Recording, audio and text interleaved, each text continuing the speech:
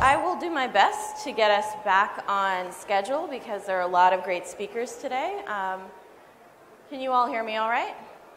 Over the noise from the expo hall? You can hear me. Okay, great. So thank you so much to Nullcon, to Antrix, who invited me for several years, and I could finally make it. This is my first time in India, as well as my first time at Nullcon. I'm Katie Moussouris, Chief Policy Officer for HackerOne. We build a vulnerability coordination platform. A lot of people confuse us for a bug bounty company, but that's only a portion of what we do. And today I'm going to talk about bounties and how they fit into a security development lifecycle. So we're going to go over some high-level things. How many people in the room are familiar with what a security development lifecycle is? Okay, great. How many of you know what a bug bounty is? Okay, we're not going to spend a lot of time explaining that concept. But a lot of people overlook how the preventative practices in security and building security in can be enhanced by a good, strong vulnerability coordination program with or without a bug bounty. So in my past, in terms of security, I've done a lot of different things. Call your attention to my masochism streak, which is about the ISO standards that I've been working on for the past several years. How many of you knew that there was actually an ISO standard for vulnerability disclosure? Yeah, so when I worked at Microsoft, at the time, I had written Symantec's vulnerability disclosure policy, and I also wrote Microsoft's vulnerability disclosure policy. And they heard in the ISO forum that they were going to try and standardize responsible disclosure. This sounded like a terrible idea. It's still a terrible idea. However, when I went to investigate what was going on, it turned out that the folks who were writing this were thinking that they were going to make the world better by creating machine-readable security advisories. So they didn't quite understand the concept that was going on there. So a lot of the work that went into that was about creating a standard that would help organizations figure out how to receive a vulnerability report gracefully and with an obvious front door to reach them. How many of you have struggled to find the right contact at an organization if you want to report a vulnerability? Yeah, it's super frustrating, not really worth your time. So one of the things that's in the standard is have a really easy to find front door.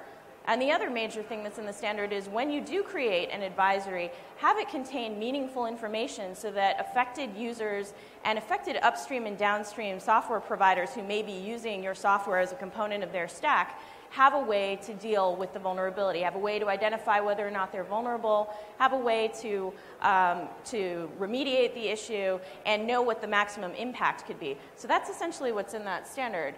So let's see. ISO 30111 is something that is also relevant to vulnerability coordination, but it's all the internal investigative steps. So rather than talk about ISO standards for the next 20 minutes or so, I'm going to tell you a story about organizational empathy. So I don't really wear pink. I ended up getting this hoodie from a penetration testing client of mine. And the reason why this was an important pen test for me was not because they gave me pink clothing. It was really because this was for an online gaming company at the time. And as a pure security person, going after an online gaming company, you're going to go after things like credit card numbers and all the types of things that you would normally go after on any penetration test where there's PII, et cetera. What the gaming company wanted to know was there a way to cheat at this game? And I thought, well, okay, that's a really, to me, you know, as a security person at the time, that was a strange thing to ask until I figured out what the business actually wanted was to know whether or not their investment in creating that game was about to be negated by a security issue. Because if you could easily cheat at an online game, people would stop playing it, and their investment would just be turned into nothing. So in my entire career and that spread of different things that I've done, organizational empathy was the key to figuring out how to create Microsoft's first ever bounty programs. And I'm going to walk you through that as a case study on how a bounty program ended up fitting into a security development lifecycle.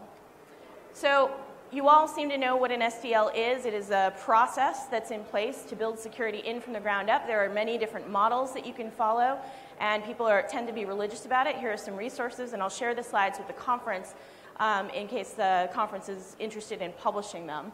But these are just some resources for you if you're not familiar with an SDL. Bug bounty, we're all familiar with that, and the way that I look at a bug bounty is it's not necessarily, it's a misnomer. It's not necessarily just about buying individual bugs. It's creating an incentive to buy what you want. And not all bugs are created equal. Not all bounty programs are created equal.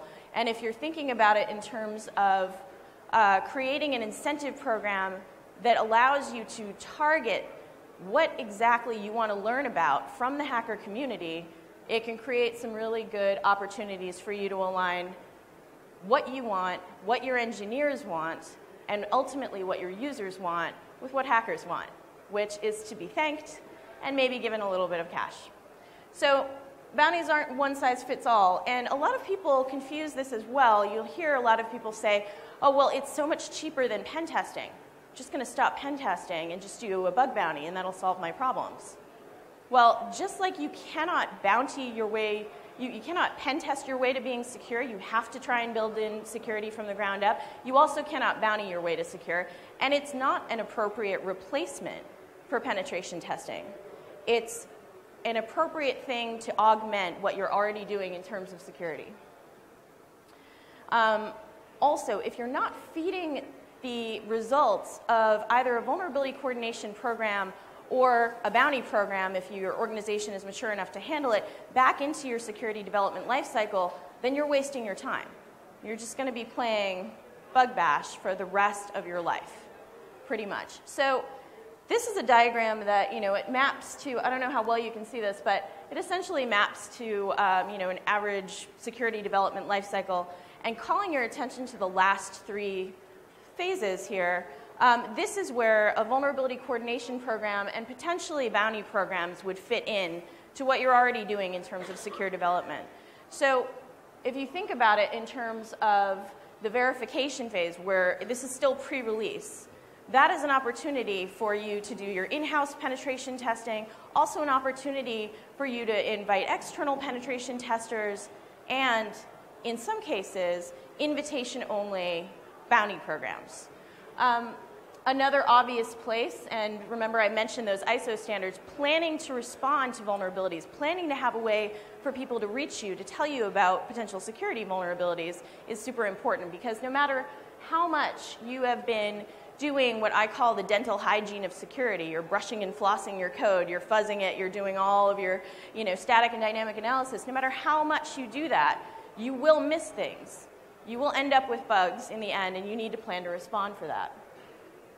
So the next few slides I actually borrowed from David Rook from Riot Games. How many of you are familiar with Riot Games, League of Legends?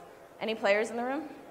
All right. I played for the first time last week, but when it's so much nicer than this diagram that looks like dental hygiene, right? So I borrowed these slides from him because the actual artists from League of Legends did all of this artwork, but it's the same idea. So Riot Games is actually, they host an invitation-only bug bounty program on the HackerOne platform. So they have been actually incorporating all of this into their security development lifecycle and learning from it. But ultimately, when you get through all of this, you still end up with this sad character at the end because you still end up with some bugs. So let's go right into Microsoft's bounty programs, and this is a case study where I can show you the different incentive models that were created. And how many of you have heard of Microsoft's bug bounty programs? Right, okay. Actually, I think yesterday, while I was in the CXO panel, the recipient of the very first $100,000 bounty and a giant check that I wrote was presenting, and that's James Forshaw, who now works for Google. But we started with some goals, particular goals. So for Microsoft, with a wide range of products that are supported, many, many versions, a mix of hardware, software, online services, it wasn't practical to just say, we'll just pay you for any vulnerability. it had to start with some very specific goals. So among them, learn about the residual vulnerabilities as early as possible. Goals around the community, engage with new hackers, new security researchers, build relationships with them, which had worked really well for Microsoft for a very long time. And then finally, some of the more complex goals were about vulnerability market disruption. So how many of you have heard the phrase, you'll never be able to outbid the black market on bug bounties? You heard this, right? I would hear this all the time. I actually heard this internally as I was creating these programs. But the fact of the matter is, money isn't everything. There are a lot of different levers. One, a lot of different motivations for people. But even beyond that, there are a lot of different levers that you can play with, even if you pretend that everybody's primary motivation is money. And I'm going to walk through a couple of those things, which we know it's not true. But let's see. How many of you heard, actually, the news that broke, I think it was yesterday, that Microsoft just paid out its highest single award to some researchers from ZDI? You heard that news. It was $125,000. So they paid $100,000 for a new mitigation bypass technique, and they paid an extra $25,000 for defense. So one of the goals of this market disruption was providing a monetary incentive for defense, for platform-level defense. How many of you are familiar with ASLR and DEP? These are platform mitigations that essentially try to disrupt the ability to write reliable exploits on the platform. So you may have a bug, but it's harder to exploit because of these measures. Okay, so here were the bounties. $100,000 for a mitigation bypass technique. This is not for an individual bug. And this is why the term bug bounty can be misleading. $100,000 was the price the year that I launched these programs in 2013. That was the price of a fully working exploit in the pwn-to-own contest. So a lot of people ask, like, how did you choose that price? If you're not competing with the black market or the offense-only markets, how did you choose the price? That was the standing price for the defense market the year it started. So far, that award has been given out now three times and change. A partial award has been given as well for this particular thing. So $350,000 or so given out as part of that specific program. The Blue Hat bonus for defense was up to $50,000 defensive award, and as I said, history was made yesterday by some researchers who received $25,000 for their defensive idea. So they came up with a mitigation for the new exploitation technique that they created. So finally, this is the IE11 preview bug bounty, and I'm going to go into this in a little bit more detail. This is what I mean when there are more levers to play with than just money. This was for IE11, which was the latest version of the browser that was launched at the time, and it was for the first 30 days only of the IE11 beta period. So right at the end of that security development lifecycle, as it goes into release, you've got a public beta, and that's what we bountied. So I don't know if you can see this very well on yours. Okay, you can pretty much see it. But the graph on the right was the actual graph that I used to convince the Internet Explorer team to pay for their own bugs. That was a condition of the program, was they had to want to pay for their own bugs out of their budget. And the reason this worked was because you can see the yellow line, the dotted line, that was a projection of what would happen if we created an incentive at the beginning of the beta period. The blue line was actual data from the IE10 beta release, and you see a break in the graph and a big spike. That big spike was the number of vulnerability reports that ended up being bulletins, so they were rated as critical or important by Microsoft and ended up being bulletins. That occurred after code freeze. That occurred after the code was released to manufacturing. So why was there this lull where it was obvious that researchers were looking all during the beta period for bugs, but hardly any were getting reported during IE10? Does anyone have a guess? All right, you're tired. You want a coffee break. I'll get you there. The reality was that all of the markets were closed.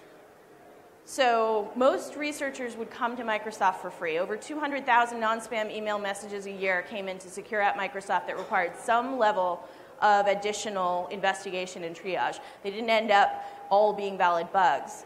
But out of that giant funnel, you could tell that all of these people were coming forward for free. So why weren't they coming forward for free during beta? What was the currency that they were paid in? 10-point Arial font in a bulletin was the currency. So that currency has been depreciated. But that was the currency, and they wouldn't get it if the bug was fixed in the beta period. Bug fixed in beta, no bulletin, no credit, no currency. So the free market was closed. And the other markets were closed too. ZDI wasn't buying them in beta because why would they buy and do the work to create a signature for a bug that may disappear when none of their customers were running IE10 yet, right? And similarly, the offense use markets were also not wasting their money. And we've heard figures coming from the offense use market that individual browser bugs go for 6 figures all by themselves. These aren't techniques, these are individual bugs. But if nobody's paying, there's a gap in the market. So we took advantage of that gap, and we shaped the incoming bug traffic by offering an incentive at the beginning. So the projection was true. How did it turn out? Well, the actual results were there were 23 submissions during that 30 days. 18 of them turned out to be bulletin class issues. 4 of those 18 were sandbox escapes. They all came from James, those 4 sandbox escapes. James Forshaw, same guy who got the $100,000. But what was happening during this 1 month was not only getting those bugs way earlier than we had in the previous release of IE, but we were also directly feeding this knowledge back into the security development lifecycle that was occurring simultaneously and parallel with that bug bounty program. So I was seeing the engineers pivot on some of the bugs that were coming in to move where they were currently testing. The engineers at the time were completely aligned with essentially the broader hacker community working on finding as many bugs as possible and getting them closed. So this was an opportunity that turned out, does anyone want to guess how much we paid for those 18 bugs? Yell out some numbers, come on.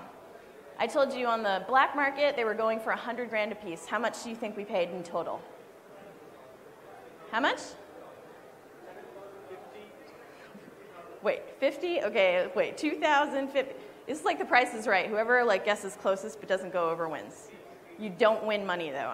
I didn't bring any. So, all right. The true total was $28,400 in total. The average bounty paid out for each of these critical bulletin class issues in that bounty program was $1,100 each. That was the average. We paid out one $10,000 bounty, which was close to the maximum that we were offering. We were offering $11,000 because the exploit wasn't quite reliable.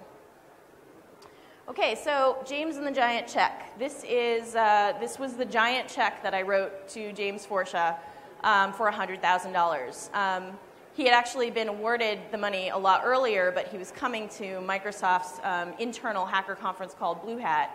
And he had mentioned to me at a different hacker conference before Blue Hat happened, saying, I picture you handing me a giant check on stage. So I immediately went to the marketing people and I was like, James wants a giant check. Make a giant check?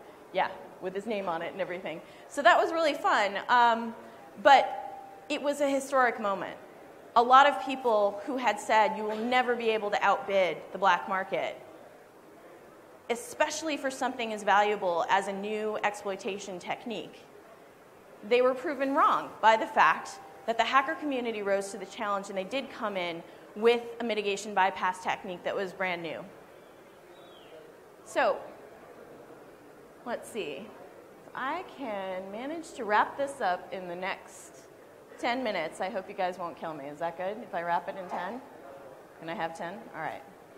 Okay, so the most important thing you need to do is invest in your security development lifecycle. You will get yourself nowhere if you are just playing whack-a-bug. Once you figure that out, coordination with the hacker community is essential for you getting as many eyes on your products, on your services as possible. If you are in a state of vulnerability response maturity, it might be time to consider a bounty program, but you can create what you were looking for and create an incentive that's appropriate to get it. So if you want to get started, set your goals, build your processes, operational capabilities, follow those standards. If you are on the hacker side of things and you're trying to report a vulnerability to an organization that you can tell hasn't done this very well or very much in the past, you can point them to those ISO standards. The ISO standards aren't for the hackers. They are for the vendors to get better. Obviously, feeding back into your SDL is the only way that you can get better. So setting your goals based on your desired outcomes. What Microsoft wanted was to learn about vulnerabilities in its newly released product as early as possible, and also wanted to learn new mitigation bypass techniques in order to make the next version of the platform more secure. They weren't going to be able to necessarily fix the version that was released at that moment, but they were going to be able to think through architectural changes that would be needed for future versions to make the platform harder to exploit. And that is something that was only valuable for Microsoft to learn about, because there are existing techniques that were already known, like JIT spray or return-oriented programming, that attackers could use without having to come up with a new bypass technique. So creating these programs was about creating value for the vendors and their customers while not necessarily playing into that mythology that you need to compete directly on price with the black market.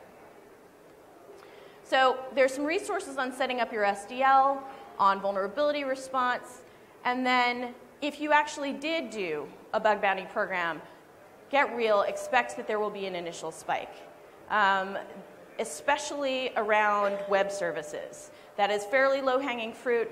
The skill bar required to find web vulnerabilities tends to be lower than what we would consider for memory corruption type of vulnerabilities. So you're going to have a lot more eyes on your stuff and expect a big spike.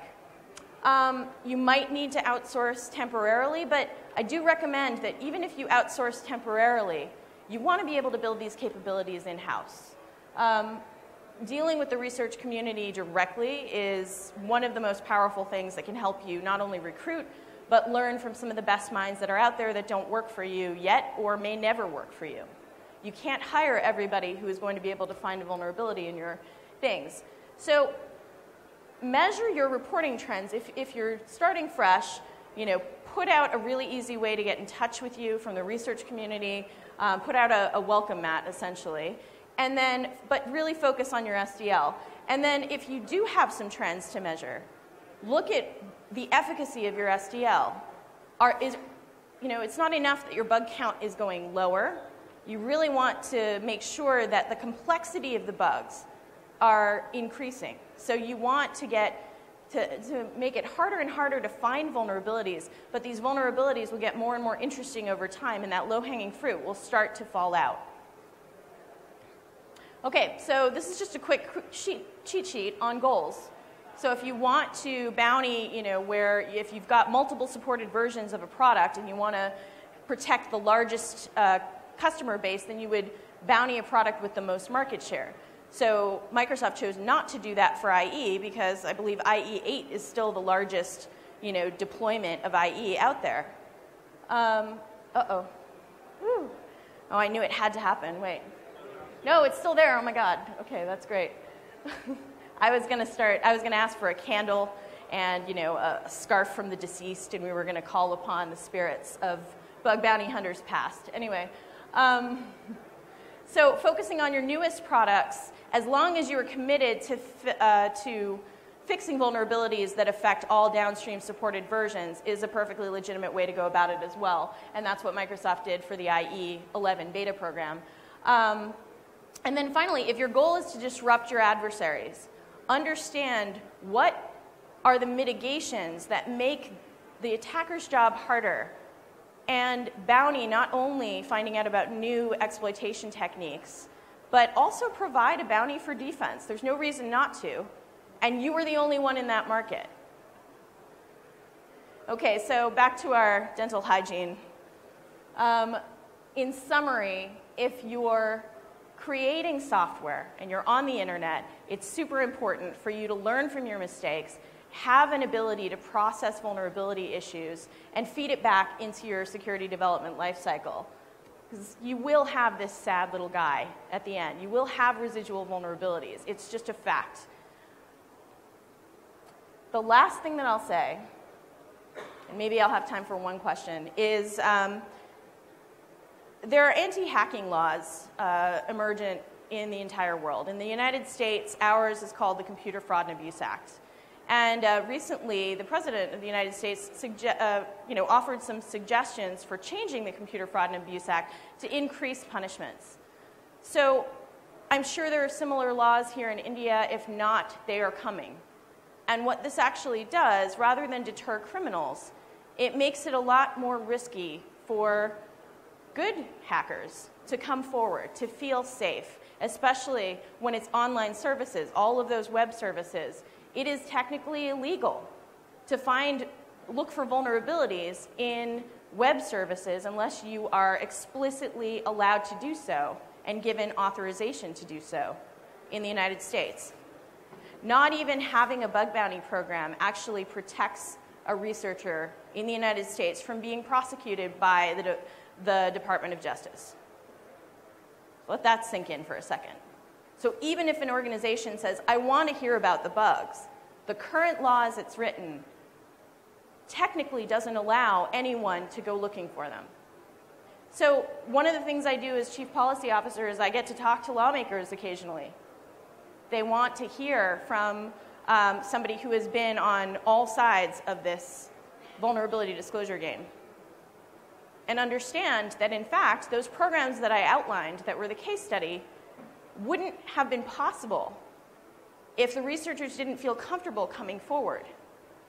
So the challenge to you is to not just make sure that you are trying to do your best to build more secure software working together across the community, but that you are keeping an eye on your policymakers and lawmakers and explaining to them the value of hacking.